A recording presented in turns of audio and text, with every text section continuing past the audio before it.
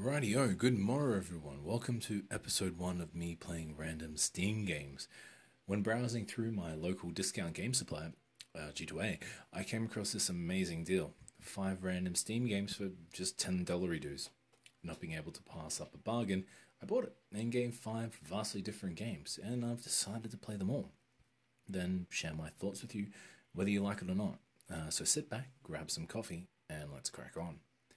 Now there are a few rules to these videos. First rule is, I have to play each game for at least 240 minutes, or 4 hours for those using the Imperial system. I believe that 4 hours is more than enough time to decide whether or not a game is good and worth further investment of my time or yours. The second rule is, well, actually there's just one rule. That being the first rule I just mentioned, a rule that I broke in the very first episode because I could only manage 99 minutes before wanting to throw my fucking controller out the bloody window. A little about Starcrossed before we get into why this game is not worth the investment, unless you're absolutely desperate for a new bullet hell-ish style game and have a friend to play with, because no matter what the Steam store page tells you, playing this by yourself, as I did, will get you nowhere. But you will get an achievement for being damaged 100 times, an achievement only 8% of players have, and can easily be achieved in the first 45 minutes.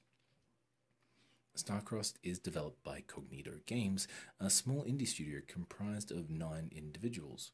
Now, what I have to say about the game has nothing to do with them. It's not personal, especially since their website clearly states that their goal is to develop multiplayer-focused games to bring people together.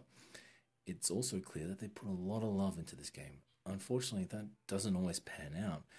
And I also understand that getting noticed as an indie studio must be incredibly difficult. However, it does clearly state on the Steam store page that it can be played solo, so therefore the Steam tag of a single player isn't true at all. This may be a slight on the behalf of the developers or a technical error on Steam's end, although I doubt the latter, as we'll get into shortly, because this game is coded to be played with only one controller, and that's one controller for 2 characters to be played simultaneously.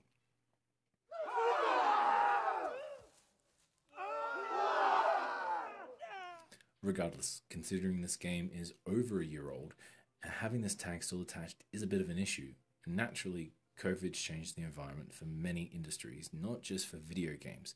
In fact, my own career has been drastically altered by the Peroni pandemic, but the developer's still active, with a post in February of this year celebrating the 1-year anniversary, and yet the single-player tag is still visible.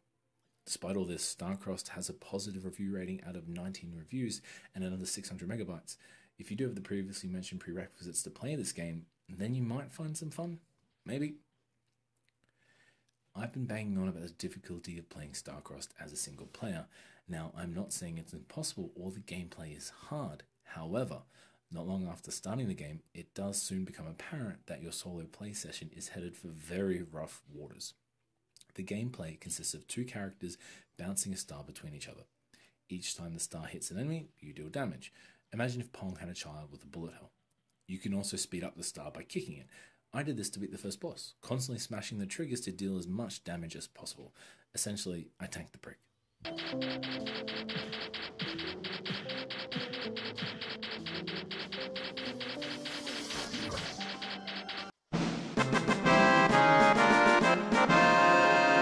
The issue, however, as a solo player, is that half of the controller is designated to one character and the other half is used to control the other character.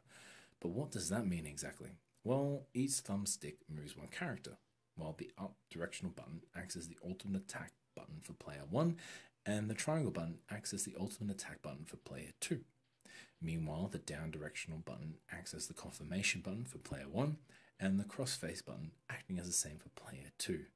I'm using my own PS4 controller, by the way. And fuck me if you swap the sides with the characters at any point, because I did. During the upteenth time I attempted the first boss, and I swear I've been seeing double ever since. Of course, playing co-op would alleviate this issue entirely. However, getting a remote co-op game was next to impossible. Now, dodging, an integral part of any bullet hell. But how do you integrate it? Would you say implement a 5-second cooldown?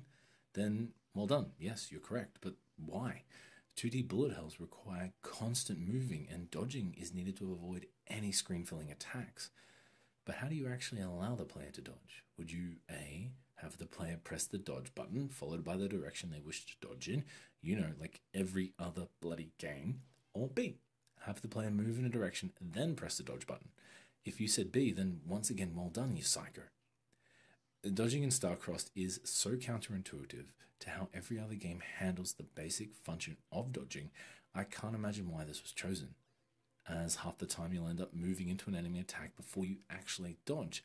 It also doesn't help that you move at the same pace my nan did before the hip surgery.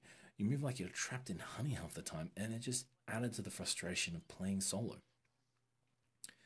Starcrossed does feature some lovely hand-drawn characters though, and I'm not having a go here, but the characters remind me of those old Flash anime character creators from back in the day, the ones I used to spend hours creating edgelord anime characters every night after school.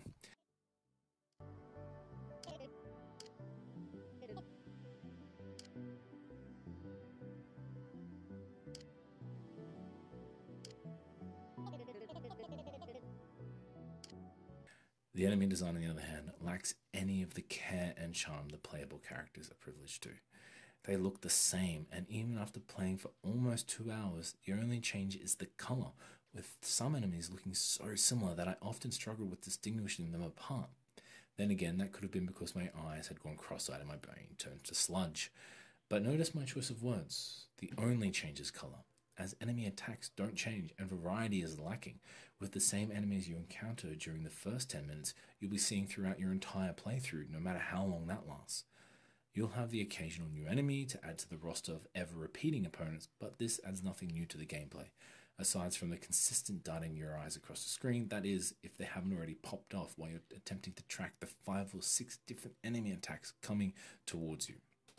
Music in Starcrossed is by far the highlight of my playtime. It was simply beautiful, and I found it very relaxing, and it's probably the sole reason that my controller didn't end up on the other side of the street. One aspect of great music design is not only matching the music to gameplay or the setting, but also the characters. For example, if Cognito decided to blend in some lovely upcoming grindcore bands, as much as I would have loved my time with Starcrossed infinitely more, having some great handbaggers would not have added to the experience, but rather diminished it. An example of what I'm talking about can be found in Galactic Civilizations 3, a game I've had in my Epic Games library for yonks. Now, please don't judge me for that. Now, I'm trying to get in strategy games, and I gave GC3 a go. Spoiler, it didn't work out very well, but just listen to the music.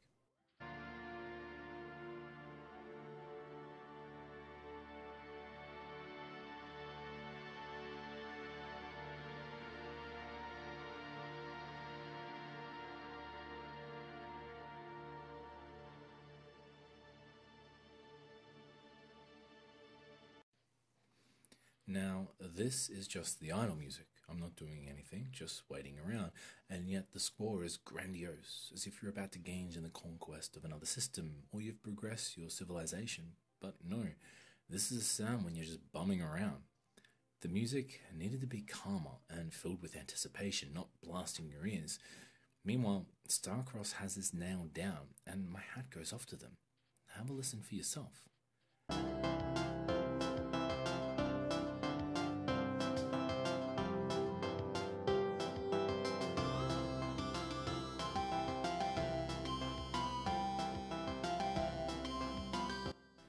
This is the music you hear at the main menu, whimsical and yet enchanting.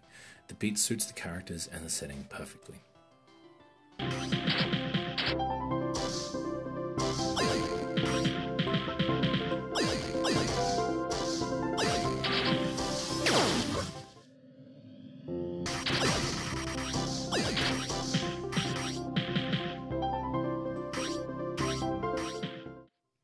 I want Cognito to succeed. They clearly had a lot of love for multiplayer games and have a serious passion for making fantastic and interesting art. Unfortunately, Starcrossed is but a stepping stone, a place to launch themselves to greater heights. This is not their breakout success. The lack of single-player consideration, or rather the poorly thought-out solo mode, is a serious misstep that will lock out a large portion of the potential population. I cannot recommend Starcrossed unless you have someone to play with locally, and even then the gameplay is not engaging nor exciting enough to keep either player interested for very long at all. The story is equally boring, And if you hate the word harmony, you certainly will not be wanting to play this. Thank you very much for watching, everyone. Take care. See ya.